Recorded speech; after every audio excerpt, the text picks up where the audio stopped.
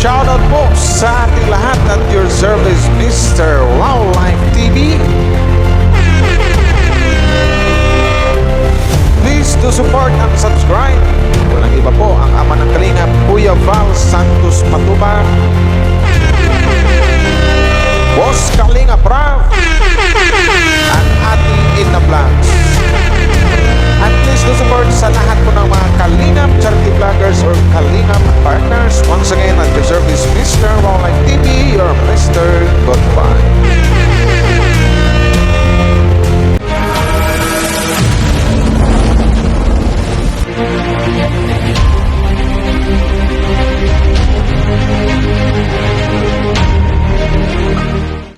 Hello guys, shoutout po sa inyong lahat, no? Katapos ko lang kumain ng pananghalian. Shoutout po sa inyong lahat, sa buong team Kalingap, sa siyempre Danjoy fans, HC fans, and Jomcar fans, silo po sa inyo. Magandang araw po ng linggo, happy Sunday po sa inyong lahat. Wildlife TV at your service. Pero bago tayo magsimula guys sa ating reaction ngayon, actually walang video, suportahan po natin muna ang buong team Kalingap sa pangunguna po ni Kuya Val Santos Matubang, Ate Ina Vlogs, and Boss Kalingap Rab, at support po natin ang buong Kalingap charity vloggers o Kalingap partners. So ito na guys, no? Maraming salamat pala doon sa mga walang sawang nakasupport sa akin, sa mga, tsaka salamat din sa mga bagong subscriber ko. Thank you very much po sa inyo, no? Tsaka doon sa mga nag-like and share, thank you very much po. So yun na nga, ang pag-usapan natin ngayon guys, or bigyan natin ng medyo hindi naman tayo mga ngaway, kumbaga lang, maiksing talumpati about dito sa mga pangyayari ngayon dito sa mga, especially dito sa Danjoy. Kasi ang Danjoy, ang buong akala ko, ang Jomcar mayroon palang mga edited video na ini-edit yung picture, ginawang video na nagkikis HC, taka yung Danjoy pala mayroon din. For me kasi, no, sa akin lang to, iwan ko lang sa ibang mga Danjoy fans, hindi po ko nangaway, lalo doon sa nag-edit. Kumbaga for me lang, sa akin hindi ka po kasi yun, kumbaga hindi po nakakakilig yun para sa akin yung pag yung i-edit mo yung picture ni Dan tsaka ni Joy, tapos nag-kiss, ang ganda pa ng paggawa, ang linis, parang totoong-totoo talaga. Yung yun sa AI app. So paano na lang doon sa mga taong minsan lang makapag-sockmed, kumbaga masasabi talaga nila na oy, si Joy nakipag-kiss na kay Dan, ito ganyan, etc. na alam naman natin na si Joy ay isang INC or Iglesia ni Cristo. Pangit po talaga. So yun ang pinagbasihan ko kasi dito, na parang yun pa yung magiging dahilan para magkaroon ng basher ang isang Joy Diwata, or mababasa ang isang Joy Diwata nang dahil sa edited video na yun. So for me po, hindi po ko nangangaway, no, pero para sa akin po hindi po yun nakakilig. Bagkos ay parang, kumbaga respeto na lang po sana kay Joy, kasi unang-una po alam naman natin na, alam naman ng mga Kalinga fans, Danjoy fans, na Iglesia ni Cristo si Joy, at saka mahigpit na bawal yun, pinagbabawal talaga yun. Alam naman natin na mayroong patakaran ang naturang reliyon na yan. So sana po, no, hindi doon sa nag-edit na yan, ulitin ko po, hindi naman po ako nangaaway. So or sa akin lang po, kumbaga opinion ko lang na pangit po yung ganun talaga po para kay Joy. Kumbaga respeto na lang po sana, kasi unang-una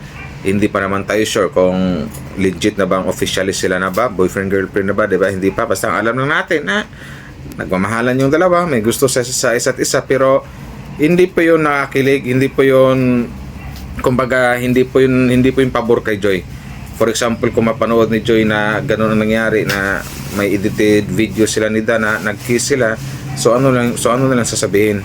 Paano na lang kung makita ito ng mga kaibigan ni Joy na mga kasamahan niya or kaanib sa Iglesia ni Cristo? So ano na lang yung sasabihin, di ba? Lalo na yung may mga edad na walang alam sa mga ganyang mga edit, sa mga ganyang application na AI app. So ano na lang yung sasabihin, di ba? Magkaroon pa ng problema tuloy si Joy. Kasi from the very start, alam naman natin na doon sa mga upload ni Kalingap Rab as love team dito sa Team Kalingap, wala namang mga kissing scene, ganyan, kasi alam natin na wholesome di ba? Yung tamang lang, sama sa vlog, ito ganyan, nagpapakilig, nagpapasaya. Pero yung pagdating sa kissing scene kasi, yung kissing scene na tuloy sa mga kissing na edit, wala po, ang pangit po talaga. For me lang po ha, hindi po nakakilig. Kumbaga, ang isipin po natin dito unang-una, bago tayo gumawa ng mga ganyang bagay, mga ganyang edit, ang isipin natin dito kung ano ba yung mararamdaman ng dalawa ni Dan, lalong-lalo na kay Joy Diwata. Matutuwa ba o hindi? Kasi for me kasi ramdam ko hindi matutuwa si Joy ng ganyang pagkos. Magkakaroon pa siya ng problema. Kung malaman to ng mga kaanib niya, na mga kaanib sa Iglesia ni Cristo, di ba?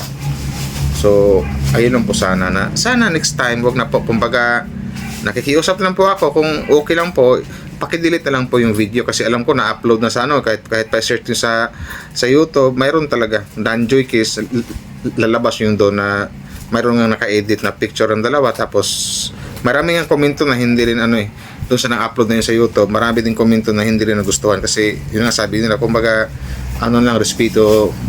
respeto na lang kay Joy, kasi yun ang iglesia siya ni Cristo bawal na bawal po yun. So kahit pa sabihin natin kahit pa ilabas natin dito na hindi iglesia si Joy, pero pangit pa rin po yun pagdating sa kanya. Yun po, kumbaga respeto lang sa kanyang mama, sa kanyang family, sa mga kapatid niya. Ano lang sasabihin ng kanyang mama, kung for example hindi alam ng mama niya na may ganyang application pala na pwede mag-edit na paghalikin yung dalawang picture, di ba?